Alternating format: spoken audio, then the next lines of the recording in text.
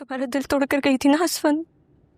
देखो, अपना टूटा दिल लेके तुम्हारे सामने खड़ी हूँ। बहुत दिल दुखाया ना मैंने तुम्हारा असफन। प्लीज मुझे माफ कर दो।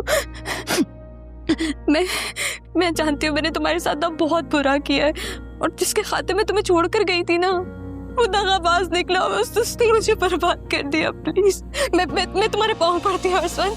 अनाइजा, तुम ये क्या कर रही हो? माफी मांग रही हूँ।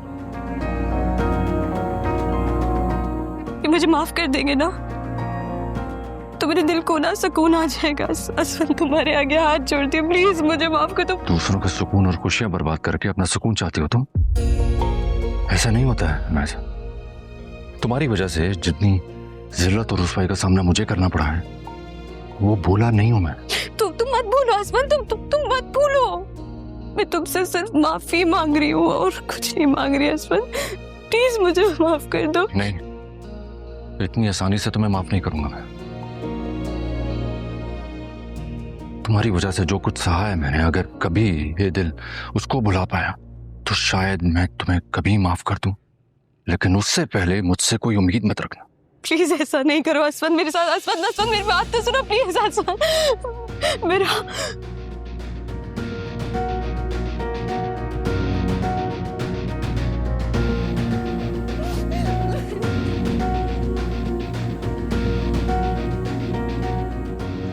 असफन, असफन, सॉरी, मुझे अनाइजा के आने का बता देना चाहिए था। नहीं मेरा, तुम्हें सॉरी करने की जरूरत नहीं है। आप उसकी वजह से बहुत अपसेट हो गया ना? हाँ, कह सकते हैं। जाहिर है उसकी वजह से कुछ कम अजियत तो बर्दाश्त नहीं किया आपने। कम या ज्यादा का तो पता नहीं, पर हाँ इतना जरूर पता है कि बर्दाश्त करने का हौसला जरूर आ गया। खैर एनीवेज, मैं बिल्कुल ठीक हूं। तुम बिल्कुल परेशान मत हो। मैं चलता हूँ, देर हो रही है, फिर मुलाकात होगी। खुदा हाफिज़।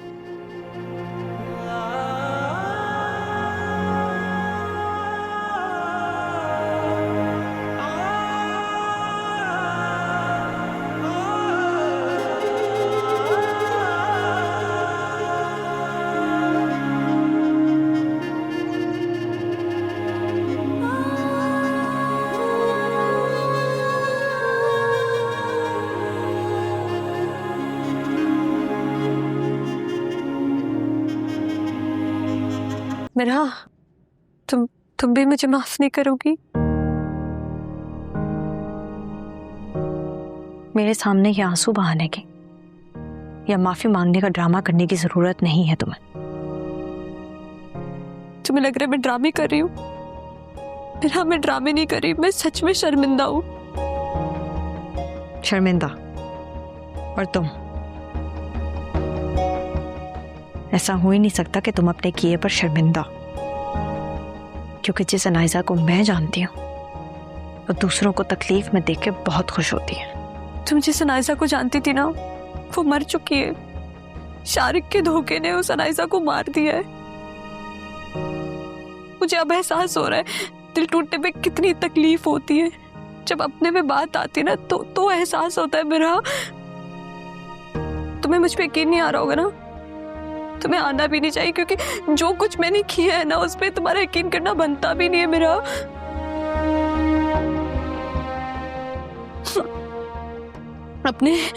अपने हाथों से नफरत के कांटे बोए तो प्यार की फसल कैसे नसीब हो सकती है?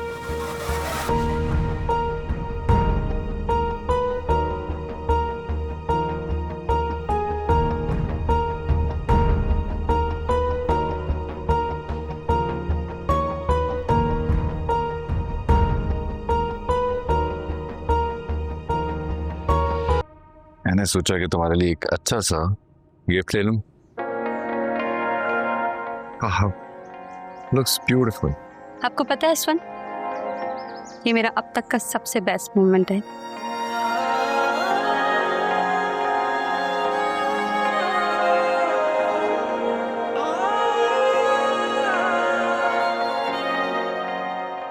तुम्हारी हिम्मत कैसे हुई आने की? हिम्मत ही तो थी असफन, तभी तो बाबा के खिलाफ जाके मैंने अपने प्यार को पा लिया।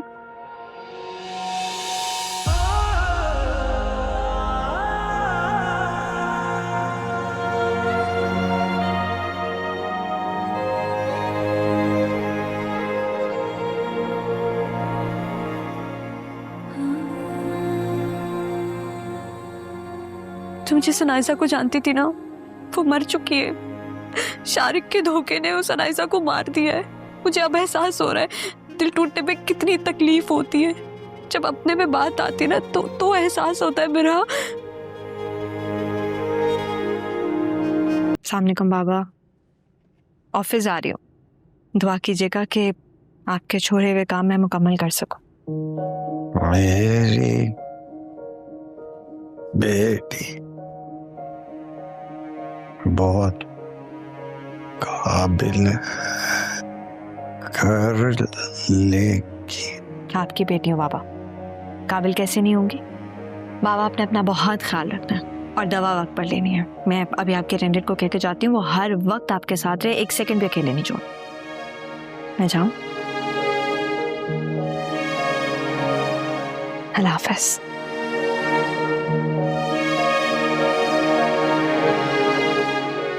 अल्लाह हाफ़िज़।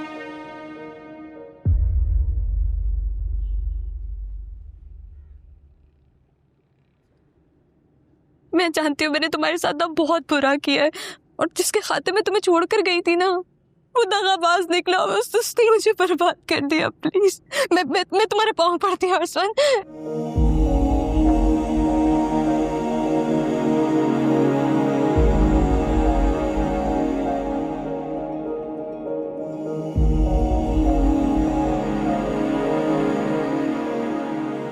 असफन, क्या बात है, रात भर जागते रहे हो क्या? नहीं नहीं तो अब झूठ बोलोगे तुम?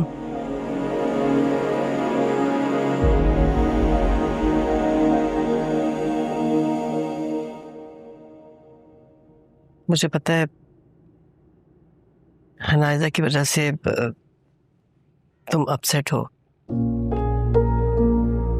उसका नाम ना ले मेरे सामने प्लीज। जिसका तुम नाम भी सुनना नहीं चाहते ना, अब वो तुम्हें अक्सर उसी घर में दिखाई देगी, क्योंकि शारिक की और उसकी अनबन हो गई है इसी वजह से। ये सब आप मुझे क्यों बता रही?